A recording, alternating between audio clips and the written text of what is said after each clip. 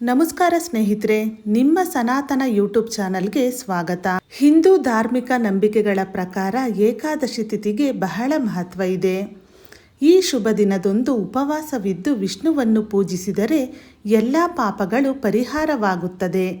ಅಲ್ಲದೆ ಪಿತೃದೋಷ ಕೂಡ ನಿವಾರಣೆ ಆಗಲಿದೆ ಎಂಬ ನಂಬಿಕೆ ಇದೆ.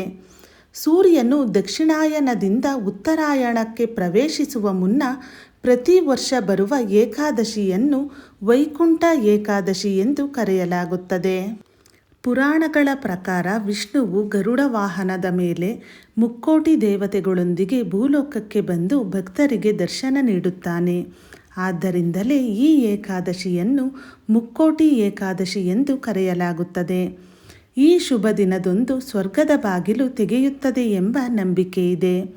ವೈಕುಂಠ ಏಕಾದಶಿ ದಿನ ತಿರುಪತಿ ಮಾತ್ರವಲ್ಲದೆ ಹಲವು ದೇವಾಲಯಗಳಲ್ಲಿ ಉತ್ತರ ದ್ವಾರದ ಮೂಲಕ ಭಕ್ತರಿಗೆ ವಿಶೇಷ ದರ್ಶನ ಸೌಲಭ್ಯ ಕಲ್ಪಿಸಲಾಗುತ್ತದೆ. ಈ ದಿನ ಉಪವಾಸವಿದ್ದು ಮಾಡುವ ಪೂಜೆಯು ಸಾವಿರಾರು ವರ್ಷಗಳ ತಪಸ್ಸಿನ ಫಲವನ್ನು ನೀಡುತ್ತದೆ ಎಂಬ ನಂಬಿಕೆ ಇದೆ. ಪಂಚಾಂಗದ ಪ್ರಕಾರ ಏಕಾದಶಿ ತಿಥಿಯು ಜನವರಿ 9ನೇ ತಾರೀಕು 2025 ಗುರುವಾರ ಮಧ್ಯಾಹ್ನ 12:22 ಪ್ರಾರಂಭವಾಗಿ ಮರುದಿನ ಅಂದರೆ 10ನೇ ತಾರೀಕು ಶುಕ್ರವಾರ 2025 ಬೆಳಿಗ್ಗೆ 10:19 ಇರುತ್ತದೆ. ಸೂರ್ಯರಶ್ಮಿಯು ಭೂಮಿಯನ್ನು ಸ್ಪರ್ಶಿಸುವ ಸಂದರ್ಭದಲ್ಲಿ ಇದ್ದ ತಿಥಿಯ ಲೆಕ್ಕದಂತೆ ವೈಕುಂಠ ಏಕಾದಶಿಯನ್ನು ಜನವರಿ 10ರಂದು ಆಚರಿಸಲಾಗುತ್ತದೆ. ಈ ಶುಭ ದಿನದಂದು ಉಪವಾಸವನ್ನು ಆಚರಿಸಲಾಗುತ್ತದೆ.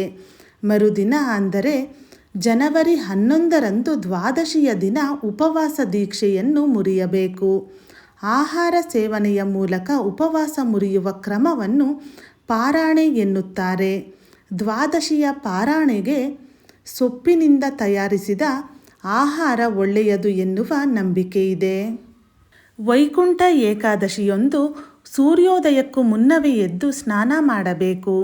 ಉಪವಾಸ ಆರಂಭಿಸಿ ದೇವರ ಮುಂದೆ ತುಪ್ಪದ ದೀಪವನ್ನು ಬೆಳಗಿಸಿ ವಿಷ್ಣು ಹಾಗೂ ಲಕ್ಷ್ಮಿಯನ್ನು ಪೂಜಿಸಬೇಕು. ಇಡೀ ದಿನ ಉಪವಾಸ ಮಾಡಲು ಸಾಧ್ಯವಾಗದೇ ಇರುವವರು ಹಣ್ಣುಗಳನ್ನು ಸೇವಿಸಬಹುದು. ಏಕಾದಶಿ ಮರುದಿನ ಬಡವರಿಗೆ ಅನ್ನದಾನ ಮಾಡಬೇಕು.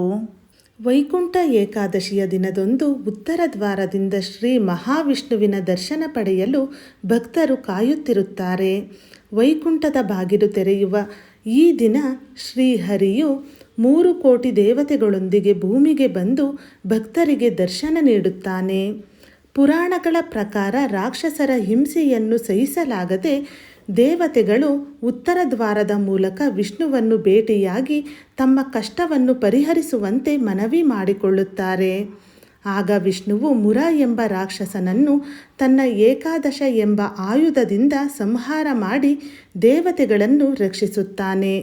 ಅಂದಿನಿಂದ ಉತ್ತರ ದ್ವಾರದ ಮೂಲಕ ವಿಷ್ಣುವಿನ ದರ್ಶನ ಮಾಡಿದರೆ ಎಲ್ಲ ಸಮಸ್ಯೆಗಳಿಗೂ ಪರಿಹಾರ ಸಿಗುತ್ತದೆ ಎಂಬ ನಂಬಿಕೆ ಇದೆ. ಸ್ನೇಹಿತರೆ, ಇವತ್ತಿನ ಈ ವಿಡಿಯೋ ಎಲ್ಲರಿಗೂ ಕೂಡ ಉಪಯೋಗವಾಗಿದೆ ಎಂದು ಭಾವಿಸಿದ್ದೇನೆ. ಈ ವಿಡಿಯೋ ಉಪಯುಕ್ತವಾಗಿದ್ದರೆ ನಿಮ್ಮ ಸನಾತನ ಯೂಟ್ಯೂಬ್ ಚಾನಲ್ನ ಸಬ್ಸ್ಕ್ರೈಬ್ ಮಾಡಿ, ವಿಡಿಯೋನ ಲೈಕ್ ಮಾಡಿ, ಹಾಗೆ